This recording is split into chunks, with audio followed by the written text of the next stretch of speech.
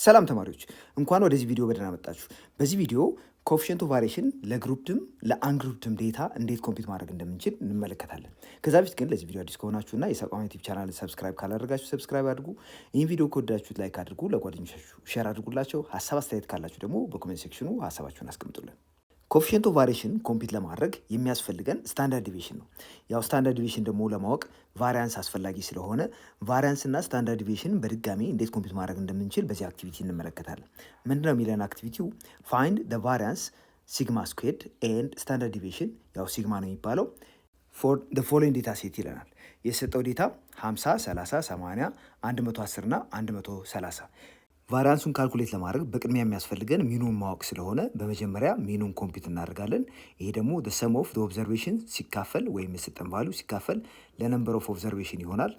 ይህም 50 ሲደመር 30 ሲደመር 80 ሲደመር 110 ሲደመር 130 ሲካፈል ለ5 እናደርገዋለን። ለምን? አጠቃላይ ያለው ኦብዘርቬሽን ብዛት 1 2 3 4 5 ስለሆነ አሁን የዚህን ድምር እናስቀምጥ። 50 ሲደመር 30 80 ይሆናል። ሲደመር 80 160 ሲደመር 110 270 ሲደመር 130 400 ይሆናል። በዚህ መሰረት ይሄ 400 ሲካፈል ለ5 ነው ማለት ነው። የዚህ ቫልዩ ደግሞ 80 ይሆናል። ቫሪያንሱ አሁን ኮምፒውት መደረግ ይችላል። ቫሪያንስ ማለት ሲግማ ስኩዌርድ ነው። ይሄ ደግሞ the sum of xi minus x bar ስኩዌር ይደረግና ይሄን ለነምበር ኦፍ ኦብዘርቬሽን እናካፍለዋለን። በዚህ መሰረት እያንዳንዱ ኦብዘርቬሽን ላይ ኤክስ ባር ወይም ሚኑን መቀነስ እና ከዛ ስኩዌር ማድረግ ስለሆነ ከ80 ላይ 50 ወይም ከ50 ላይ 80 መቀነስ ይቻላል። የምናገኘው ሪዛልት 30 ነው። 30 ስኩዌርድ ሲደመር 30 ሲቀነስ 80 ይህም ደግሞ 50 ስኩዌርድ ይሆናል። እንዲህ እያለ ሪዛልቱን እናስቀምጣለን። በዚህ መሰረት ይህም ኒውመሬተር ላይ ያለው ድምር 6800 ሲካፈል ከስር 5 አለን። ይህን ስናካፍል የምናገኘው 1360 ይሆናል ማለት ነው። አሁን ቫሪያንሱን አግኝተናል። በመቀጠል ስታንዳርድ ዲቪዬሽኑን ኮምፒውት ማድረግ ነው። ስታንዳርድ ዲቪዬሽኑ ደግሞ በቀጥታ የቫሪያንሱን ስኩዌር ሩት መውሰድ ስለሆነ በቀላሉ ስታንዳርድ ዲቪዬሽን እኩል ይሆናል ቀደም ሲል ያገኘነውን ቁጥር 1360 ስኩዌር ሩት ኮምፒውት እናደርጋለን። ይህ ደግሞ አፕሮክሲሜትሊ 36.878 ይመጣል። ቀደም ሲል የሰራ ነው ስታንዳርድ ዲቪዬሽን የሚያመለክተው የሰጠው ዳታን ቫሪያቢሊቲ ከሚኑ አንጻር ነው። ነገር ግን ከዚህ በኋላ ኮምፒውት የምናደርገው ኮኤፊሽንት ኦፍ ቫሪዬሽን ሜዠር የሚያደርገው ሪሌቲቭ ዲስፐርሽን ነው። አሁን አንድ ዴታ ያለው ኮኤፊሽንት ኦፍ ቫሪዬሽን ከሌላኛው አንጻር ኮምፔር ሲደረግ ትልቅ ሆኖ ከተገኘ በንጽጽር ማለት ነው፣ ትልቅ ኮኤፊሽንት ኦፍ ቫሪዬሽን ያለው ሞር ቫሪያቢሊቲ ያለው ሲሆን ትንሽ ያለው ደግሞ ሌስ ቫሪያቢሊቲ ወይም ዴታው ሞር ተመሳሳይ የሆነ ኮንሲስታንት የሆነ ዴታ አለው ማለት ነው። therefore the coefficient of variation is a measure of relative dispersion that is based on standard deviation. It is used to compare variations or the performance of two sets of data.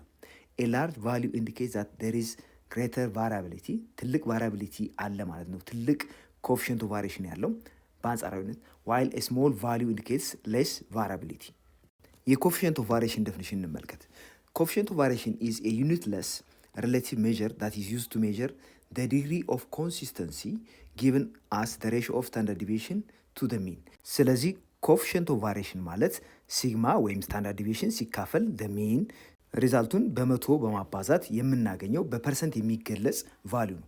ስለዚህ ትልቅ ቁጥር መጣ ማለት ቫሪያቢሊቲው ከፍ ያለ ነው ማለት ነው። አነስ ያለ ቁጥር አገኘን ማለት ሞር ኮንሲስታንት የሆነ ዴታ አገኘን ማለት ነው። ስለዚህ ሃይ ስቴቢሊቲ ያለው ማለት ነው ዴታው። Example 1. Calculate the variance, standard deviation and coefficient of variation from the following marks obtained by 9 students. እንግዲህ ከ9 ተማሪዎች የተገኘውን ሪዛልት በመመልከት የዛን ቫሪያንስ ስታንዳርድ ዲቪዬሽን እና ኮኤፊሽንት ኦፍ ቫሪዬሽን ኮምፒውት አድርጉ ነው የተባለው። በቅድሚያ የዚህን ዳታ ቫሪያንስም ሆነ ሌሎቹን ኮምፒውት ለማድረግ ሚኑን ማግኘት ተገቢ ስለሆነ ሚኑን ኮምፒውት እናደርጋለን። ሁሌም እንደምናደርገው በመጀመሪያ ሚኑን ኮምፒውት እናደርጋለን። ሚኑ ደግሞ 45 ሲደመር 32 ሲደመር 37 ሲደመር 46 ሲደመር 39 ሲደመር 36 ሲደመር 41 ሲደመር 48 ሲደመር 36 ይህን ለአጠቃላይ ኦብዘርቬሽን ብዛት ለ9 እናካፍለዋለን። ከዚህ የምናገኘው ሪዛልት 360 ሲካፈል ለ9 ነው። ይሄ ደግሞ 40 ይመጣል። በመቀጠል ቫሪያንስ ወይም ሲግማ ስኩዌርድ የምንለውን ኮምፒውት እናደርጋለን። ይሄ ሰም ኦፍ ኤክስ ማይነስ ኤክስ ባር ስኩዌርድ ሲካፈል ለነምበር ኦፍ ኦብዘርቬሽን ነው የሚደረገው። የመጀመሪያውን ብንመለከት 45 ሲቀነስ 40 5 ነው። ይህን ስኩዌር እናድርገዋለን። 5 ስኩዌር ከ32 ላይ 40 ስንቀንስ ያው በተዘዋዋሪ ስኩዌር ስለሚደረግ 8 ይመጣና 8 ስኩዌር እናገኛለን። ሲደመር 3 ስኩዌር ሲደመር 6 ስኩዌር ሲደመር 1 ስኩዌር ሲደመር 4 ስኩዌር ሲደመር 1 ስኩዌር ሲደመር 8 ስኩዌር ሲደመር 4 ስኩዌር ይሆናል። ይህንን ለ9 እናካፍለዋለን። ከዚህ የምናገኘው ሪዛልት 232 ሲካፈል ለ9 ይህም 25.778 ወይም 777 እያለ የሚቀጥል ነው። አሁን ደግሞ ስታንዳርድ ዲቪዬሽኑን እንፈልግ። ስታንዳርድ ዲቪዬሽኑ ቀደም ሲል እንዳየነው የሲግማ ስኩዌር ሩት ወይም ደግሞ ቫሪያንሱን ስኩዌር ሩት መፈለግ ነው፣ ፖዚቲቭ የሆነውን። በዚህ መሰረት የምናገኘው ሪዛልት 5.077 ይመጣል። ፋይናሊ ኮኤፊሽንት ኦፍ ቫሪዬሽን ማለት ሲግማ ሲካፈል ለኤክስ ባር ሲባዛ በ100% ነው የሚሆነው። ሲግማ ወይም ስታንዳርድ ዲቪዬሽኑ ስላወቅን ይሄ 5.077 ነው። ሲካፈል ሚኑ 40 ነው። ሲባዛ በ100 እናደርገዋለን። ይህ በፐርሰንት መቀመጥ ያለበት ስለሆነ ፋይናሊ የምናገኘው 12.69% ይሆናል ማለት ነው። ኤግዛምፕል 2 ካልኩሌት ኮኤፊሽንት ኦፍ ቫሪዬሽን ፍሮም ዘ ፎሎዊንግ ማስ ኢን ግራምስ ኦፍ 60 ማንጎስ ይላል። እዚህ ጋር የተሰጠን እንግዲህ ዴታ ግሩፕ ፍሪኩዌንሲ ዲስትሪቢዩሽን ስለሆነ ልክ እንደ ቅድሙ አንግሩፕድ አይደለም። ስለዚህ ለግሩፕ ፍሪኩዌንሲ ዲስትሪቢዩሽን መጀመሪያ ሚን ኮምፒት መደረግ ስላለበት ሚኑን ኮምፒት ለማድረግ ምን ማድረግ አለብን? ክላስ ማርክ ወይም ሚድ ፖይንቱ የእያንዳንዱ ክላስ መታወቅ አለበት። ከዛ በኋላ ሚኑን ኮምፒት እናደርጋለን። ሚኑን ኮምፒት ካደረግን በኋላ ቫሪያንሱን ካልኩሌት ማድረግ ይቻላል። ከዛ ስታንዳርድ ዲቪዬሽን፣ ከዛ ኮኤፊሽንት ኦፍ ቫሪዬሽን እናገኛለን። ይህን እንዴት እንደምናደርግ በቅደም ተከተል እንመልከት። ስራችንን ቀላል ለማድረግ ፍሪኩዌንሲ ዲስትሪቢዩሽን ቴብሉን በዚህ መንገድ ኦርጋናይዝ እናደርገዋለን። እዚህ ጋር ያንዳንዱ ክላስ ተቀምጧል። ክረስፖንዲንግ ፍሪኩዌንሲው እዚህ ጋር አለን። አሁን ክላስ ማርክ ወይም ሚድ ፖይንቱን እንፈልጋለን። 65 ሲደመር 84 ሲካፈል ለ2 በማድረግ የዚህን ክላስ ማርክ ወይም ሚድ ፖይንት ማግኘት ይቻላል። ሚድ ፖይንቱም 74.5 ይሆናል። 74.5 ሌሎቹም እንደዚሁ 94.5 ከዛ 114.5 134.5 154.5 174.5 194.5 ይመጣል። እነኚህን ቁጥሮች ያገኘ ነው እንግዲህ እነኚህ ሁለቱን ቁጥሮች በመደመር ለሁለት አካፍለን ነው። በመቀጠል ክላስ ማርኩ ስለታወቀ ሚኑን ማግኘት እንችላለን። ሚኑ ደግሞ ኮምፒት የሚደረገው እንደምናውቀው the mean is equal to the sum of the frequency times the class mark divided by the sum of the frequency ነው የምናደርገው። ይህም 7350 ሲካፈል የፍሪኩዌንሲ ድምር ደግሞ 60 ስለሆነ እዚህ ጋር ስንት እናገኛለን? 122.5 ይሄ ሚን ነው እንግዲህ። በመቀጠል ይሄኛውን ኮለም ለመሙላት እንሞክራለን። ይህን የምንሞላው ደግሞ ክላስ ማርክ ወይም ሚድ ፖይንት ሲቀነስ ሚኑ እዚህ ጋር ያገኘነው ነው። ክላስ ማርክ ለምሳሌ መጀመሪያው 74.5 ሲቀነስ 122.5 ስኩዌር በማድረግ እሱን በፍሪኩዌንሲ አባስተን እዚህ ጋር እናስቀምጣለን። ሌሎቹንም በተመሳሳይ ሁኔታ እዚህ ጋር እናስቀምጥና ድምራቸውን ኮምፒት ለማድረግ እንሞክራለን። አሁን ደግሞ ቫሪያንሱን ኮምፒት እናድርግ። ቫሪያንሱ እንደምናውቀው the sum of the frequency ክላስ ፍሪኩዌንሲ ማለት ነው ሲባዛ corresponding ክላስ ማርክ ወይም ሚድ ፖይንት ሲቀነስ ኤክስ ባር ሚን ኢን ለሰም ኦፍ ፍሪኩዌንሲ በማካፈል የምናገኘው ነው። ቀደም ሲል ይህን ቁጥር ስላገኘን ከቴብሉ ወስደን እናስቀምጠዋለን። ይህም 72960 ነው ሲካፈል ለ60 ይሆናል። ከዚህ የምናገኘው ሪዛልት 1216 ይሆናል። ይሄ እንግዲህ ቫሪያንስ ነው። ከዚህ ቀጥሎ ስታንዳርድ ዲቪዬሽኑ ወይም ሲግማን ማግኘት እንችላለን። ይሄ ደግሞ ስኩዌር ሩት ኦፍ 1216 ነው። የዚህ አፕሮክሲሜት ሪዛልት ደግሞ 34.87 ይመጣል። በመቀጠል ኮኤፊሽንት ኦፍ ቫሪዬሽን ወይም ሲቪ የምንለውን ኮምፒት እናደርጋለን። ይሄ ሲግማ ሲካፈል ለኤክስ ባር ሲባዛ በ100% አድርገን የምናገኘው ነው። እንግዲህ ይሄ 34.87 ሲካፈል ሚኑ 122.5 ሲባዛ በ100 ዘንድ በፐርሰንት እናስቀምጠዋለን። ይህም 28.466% ይመጣል። አሁን ደግሞ ኤክሰርሳይዝ 3.23 ላይ የሰጡትን ጥያቄዎች አብረን እንመልከት። የመጀመሪያው ጥያቄ ፋይንድ the coefficient of variation of the following distribution ይለናል። እንደምታዩት ይህ ዲስትሪቢዩሽን ግሩፕ ፍሪኩዌንሲ ዲስትሪቢዩሽን አይደለም፣ ነገር ግን ዴታው በቴብል ኦርጋናይዝድ ሆኗል። እንደምትመለከቱት ኤክስ ኦብዘርቬሽኖቹን የሚያሳይ ወይም ቫሊዎችን የሚያሳይ ሲሆን ይሄ ደግሞ ኤፍ ፍሪኩዌንሲውን ኮረስፖንዲንግ ፍሪኩዌንሲ ይሆናል። በዚህ መሰረት 2 3 ጊዜ አፒር ያደረገ ሲሆን 5 4 ጊዜ እንዲያለ የተቀመጠ ነው። በዚህ መሰረት የዚህን ዴታ ሚን በመጀመሪያ ኮምፒት ማድረግ አለብን። በመቀጠል ደግሞ ቫሪያንስ እና ስታንዳርድ ዲቪዬሽኑን ኮምፒት ካደረግን በኋላ ኮኤፊሽንት ኦፍ ቫሪዬሽኑን በቀላሉ ማግኘት እንችላለን። ለአሰራር እንዲያመቸን እዚህ ቴብል ላይ ተጨማሪ 2 ሮዎች ኢንትሮዲውስ እናድርግ። ሁሌም እንደምናደርገው በመጀመሪያ ሚኑን ኮምፒት በማድረግ እንጀምራለን። ሚኑ ደግሞ ኤፍ አይ ታይምስ ኤክስ አይ ሲካፈል ለሰም ኦፍ ኤፍ አይ እናደርገዋለን። የዚህ ድምር 179 ሲካፈል የፍሪኩዌንሲው ድምር 25 ይሆናል። ከዚህ የምናገኘው ሪዛልት 7.16 ይሆናል። አሁን ሚኑን አገኘን። በመቀጠል አሁን ያገኘነው ሚን ስላለ ኤክስ አይ ማይነስ ኤክስ ባር ማለት የእያንዳንዱ ቫሉ ኤክስ ቫሉ ሲቀነስ በሚን 2 ሲቀነስ 7.16 እዚህ ጋር ኔጌቲቭ 5.16 ይመጣል። በተመሳሳይ ሁኔታ 5 ሲቀነስ 7.16 ማለት ኔጌቲቭ 2.16 ይመጣል። እንዲህ እያደረግን እዚህ ጋር እናስቀምጠዋለን። አሁን ደግሞ አራተኛውን ሮው እንሞላለን። አራተኛውን ሮው የምንሞላው ሶስተኛው ሮው ላይ ያገኘነውን ቁጥር ስኩዌር በማድረግ በኮረስፖንዲንግ ፍሪኩዌንሲ እዚህ ጋር ለምሳሌ ኔጌቲቭ 5.16ን ስኩዌር እናደርጋለን። እሱም በ3 ስናባዛ የምናገኘው ሪዛልት እዚህ ጋር ይቀመጣል። ሌሎችንም እንደዚሁ በተመሳሳይ ሁኔታ በመስራት እዚህ ጋር እናስቀምጣለን። አሁን ቫሪያንሱን ኮምፒት ማድረግ የምንችልበት ደረጃ ላይ ደርሰናል። ስለዚህ ሲግማ ስኩዌር እኩል ይሆናል ሰም ኦፍ ኤፍ አይ ሲባዛ ኤክስ አይ ማይነስ ኤክስ ባር ይህን ስኩዌር እናደርጋለን ሲካፈል ሰም ኦፍ ፍሪኩዌንሲ እዚህ ጋር የአጠቃላይ ድምሩ የዚህኛው ቴብል ላይ ወይም እዚህኛው ሮው ላይ ያሉት ቁጥሮች ድምር 153.36 ይመጣል ሲካፈል የፍሪኩዌንሲ ድምር ይሄ ደግሞ 25 እንደሆነ እናውቃለን። ከዚህ የምናገኘው ሪዛልት 6.1344 ይሆናል። ይሄ ቫሪያንሱ ነው። ከዚህ ደግሞ ስታንዳርድ ዲቪዬሽኑን ማግኘት እንችላለን። ስታንዳርድ ዲቪዬሽን እንደምናውቀው የቫሪያንሱን ስኩዌር ሩት መውሰድ ነው። 6.1344 ስኩዌር ሩቱ 2.477 ይመጣል። ስለዚህ አሁን ስታንዳርድ ዲቪዬሽን አገኘን። ስታንዳርድ ዲቪዬሽን ካገኘን ኮኤፊሽንት ኦፍ ቫሪዬሽኑን በቀላሉ ኮምፒት ማድረግ እንችላለን። ይህም ሲግማ ሲካፈል ለኤክስ ባር ወይም ደሚን ሲባዛ በ100 አድርገን የምናገኘው ስለሆነ ይህን 2.477 ሲካፈል ለሚኑ 7.16 ሲባዛ በ100% እናደርገዋለን። ከዚህ የምናገኘው ሪዛልት ኮኤፊሽንት ኦፍ ቫሪዬሽኑ ይሰጠናል። ይሄ ደግሞ 34.59% ይሆናል። ሁለተኛ ጥያቄ Consider the following data set which shows the amount of milk sold in liters by 2 farmers over 10 days. እንግዲህ 2 ገበሬዎች በ10 ቀናት ውስጥ የሸጡትን የወተት መጠን በሊትር የተቀመጠበት ነው። ይህ ዴታ እንደምታዩት ፋርመር ኤ ይህን አይነት መጠን ሽጧል በ10 ቀናት ውስጥ። ፋርመር ቢ ደግሞ እዚህ ጋር የተቀመጠውን ዝርዝር በ10 ቀናት ውስጥ ሽጧል በሊትር ማለት ነው።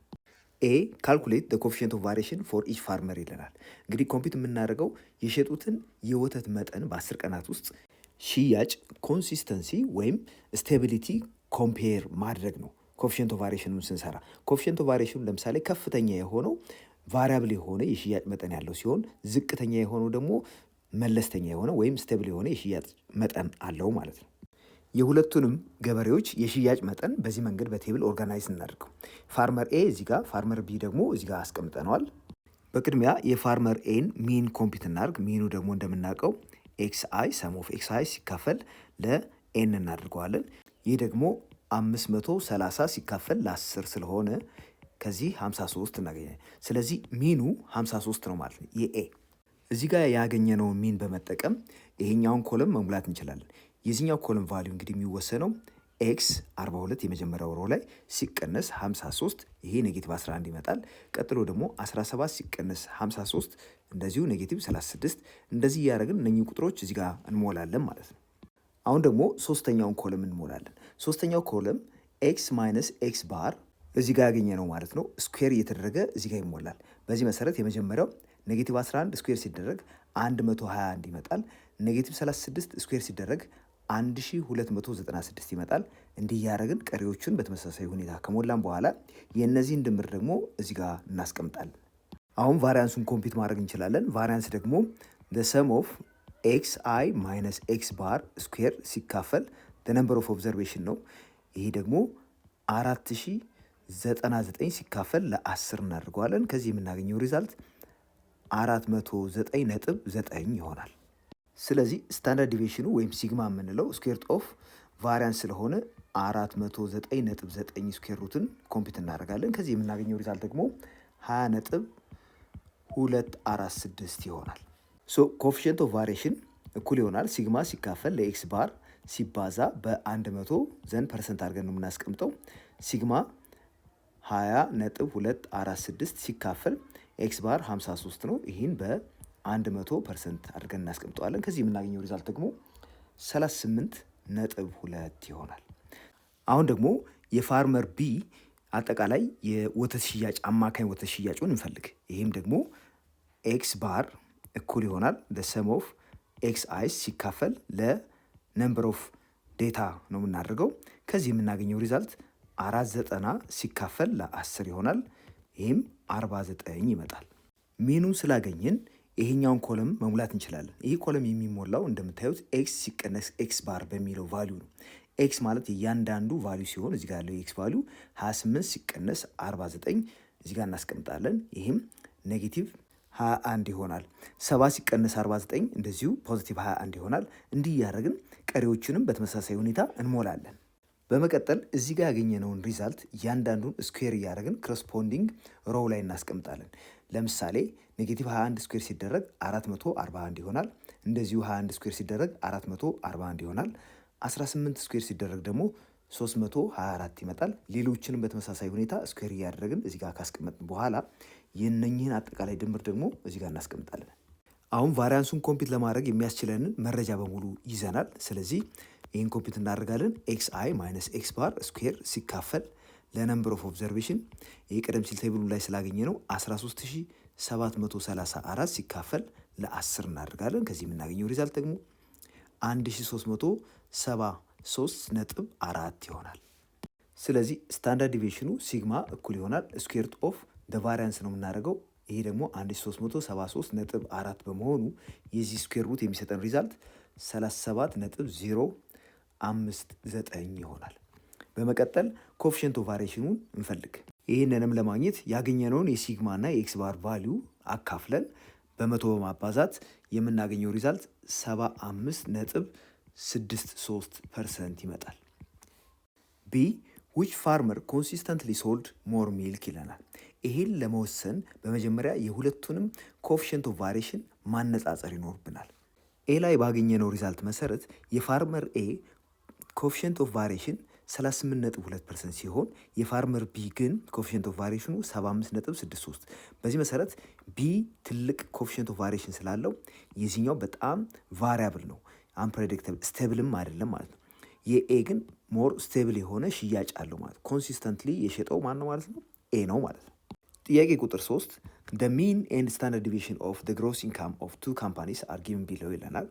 የካምፓኒ ኤ ሚን 12000 ሲሆን ስታንዳርድ ዲቪዬሽኑ ደግሞ 2400 ነው። ካምፓኒ ቢ ሚኑ 20000 ነው። ስታንዳርድ ዲቪዬሽኑ ደግሞ 4400 ተብሎ ተሰጥቶናል። ኤ ካልኩሌት the coefficient of variation of each company ሲቪ ማለት ያው coefficient of variation ማለት ነው።